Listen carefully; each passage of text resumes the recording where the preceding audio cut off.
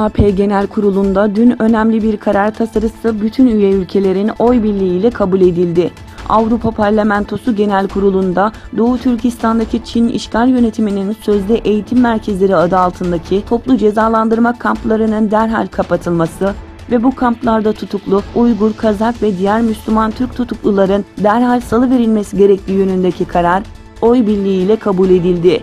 Bu karar AP tarihinde Doğu Türkistan meselesi hakkında alınan ilk ve geniş çaplı bir karar olarak tarihe geçti. Karar hazır resmi şekilde avaz koyulup tasdikten öttü. Bu bütün Şarkı Türkistan halkı için bir mübarek haber ve konuyla ilgili açıklama yapan Etik Başkanı Karakaş, Çin zulmünü durdurmak için hep beraber bu mücadeleyi her sahada ve her şekilde devam edeceğiz.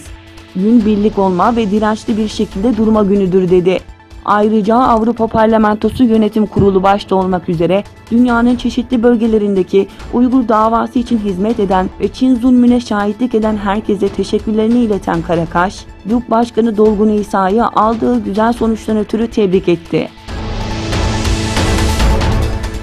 Çin'de üretilen bilgisayar ekipmanlarına ABD'nin teknoloji sırlarını çalmak için minik casus çipler eklendiği iddia edildi. The Bloomberg News'in haberine göre pirinç büyüklüğündeki çiplerin yerleştirildiği bilgisayarların Amazon ve Apple başta olmak üzere ABD firmalarında ve kamu kurumlarında kullanıldığı belirtildi. Habere göre hala devam eden 3 yıllık gizli bir araştırmada Çinlilerin bilgisayar donanımlarına yazılımdan daha etkili ve tespiti zor şekilde gizli bir giriş kapısı oluşturmaya başardıkları ifade edildi.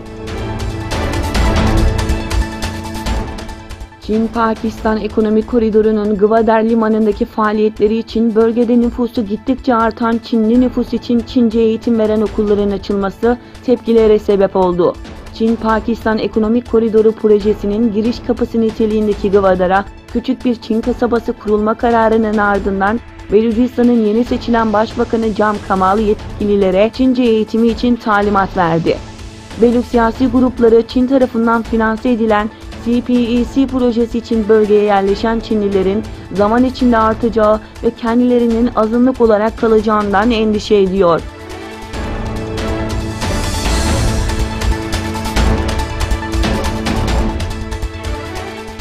ABD Savunma Bakanı James Mattis, Rusya'nın orta menzilli nükleer kuvvetler anlaşmasını ihlal etmesine tahammül edilemeyeceğini vurguladı. ABD Savunma Bakanı Mattis, Brüksel'deki NATO karargahında düzenlenen Savunma Bakanları toplantısının sonunda basına açıklamalarda bulundu. Rusya'nın orta menzilli nükleer kuvvetler anlaşmasını ihlal etmesinin tahammül edilemez olduğunu ve ABD'nin buna karşılık vermesi gerekeceğini söyledi.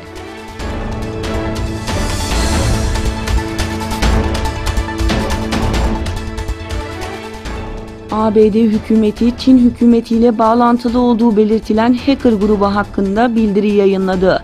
Hükümet, şirketlerin siber saldırılara karşı önlemlerini almasını istiyor. Gelen son bilgilere göre ABD İç Güvenlik Bakanlığı Çinli hacker grubu hakkında bildiri yayınladı. Uzmanlara göre Çinli hackerlar yeniden ABD'yi hedef tahtasına yerleştirdi.